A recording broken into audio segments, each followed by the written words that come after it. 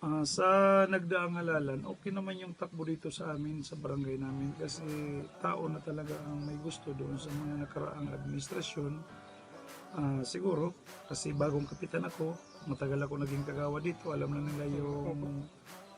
nila yung pagkatao ko since 2007 and now.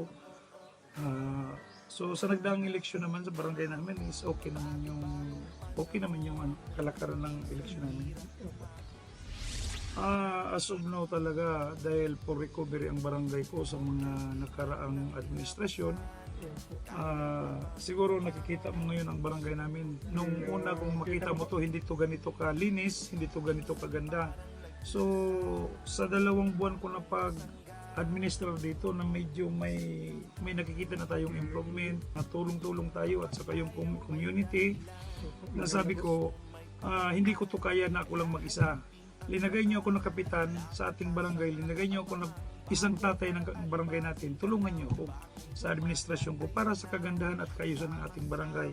Doon sa mga gusto natin ma-develop, i-develop, kailangan natin gawin sa ating barangay.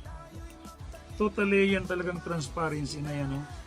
Yan talagang transparency na yan. Nung mag-e-election nun, talagang sinabi ko yan doon sa kampanya ko na itong administrasyon kapag tinulungan niyo ako, transparency program ko na malaman ng lahat na tao at ng buong council ko sa barangay ko na wala akong binabayas sa aking administrasyon.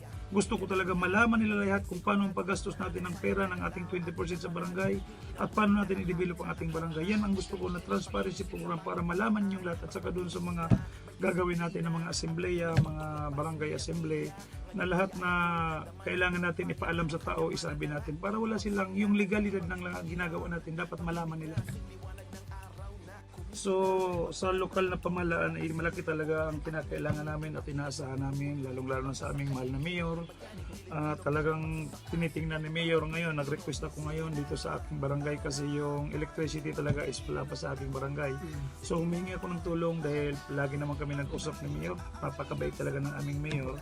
At tinitingnan niya yung barangay kung anong kinakailangan. Sabi ko, mayor, dito sa administrasyon ko, sana ang first project mo sa akin itong electricity muna na makarating sa barangay ko. Kasi yan talaga ang kinakailangan ng taong bayan, ng taong barangay natin. Totally, yung sabi mo ditong kini-question mo sa akin na 2 taon na panunungkulan, most of all 2 months pa lang ako talaga nasa serbisyo. Galing nung November 17 ang assumption namin. So ngayon, pumunta ka rito sa amin, nagbabudgetary ako for development doon sa mga sa annual budget ko.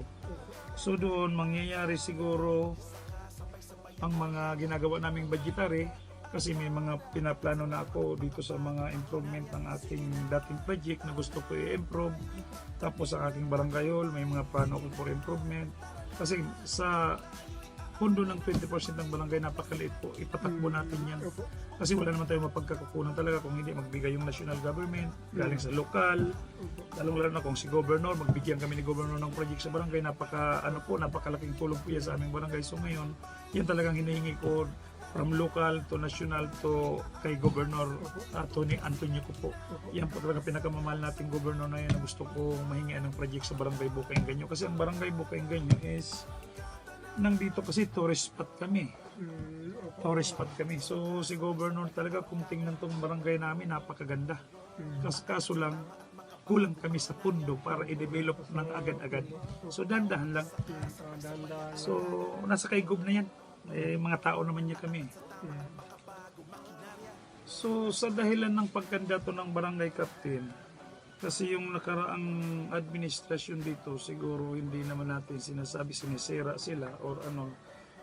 Sa nakikita kasi ng tao, wala na sila ibang mahugot dito sa barangay ko na pwedeng lumaban doon sa dating administrasyon. So ngayon, napagkaisahan nila na pinuntahan ako, kinausap ako. Wala namang ibang pwedeng tumakbo rito, Kapitan Oka or Kagawad Oka pa ako nun.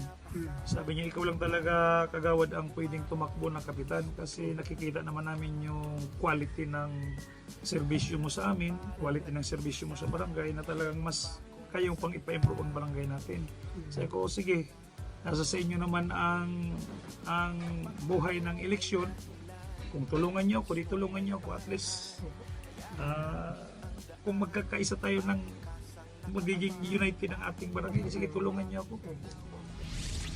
Ako po'y nananawagan sa ating barangay, sa community, sa barangay Boca Engaño, doon sa mga taga Maynila na galing ng barangay ko. Sana humingi ko sa inyo ng pasasalamat at tulungan niyo pa ako sa aking administrasyon. Magkaisa tayo sa kagandahan ng ating barangay. Gagawin ko ang kaya kong magagawa dahil sa inyo po. Tulungan niyo ko sa administrasyon ko para mapaganda pa natin to at i-encourage natin yung tourism natin dito sa ating barangay. So maraming salamat po sa mga taong tumulong sa akin. Maraming salamat po sa nagtiwala sa akin. Maraming salamat sa kay Mayor. Maraming salamat sa kay Governor na pinayagan ako nilang lumaban ngayong nakaraang eleksyon. Salamat po talaga na nakita nyo naman kung ano yung result, nakita nyo naman kung ano yung output na nangyari dito sa barangay at saka ako po talaga maraming salamat sa inyo. Nagpapasalamat ako lalong na dito sa media na pumunta sa akin, nag-interview sa akin. Salamat na maparating mo to o makita mo sa mga taong bayan sa buong bayan ng Claveria. Salamat po.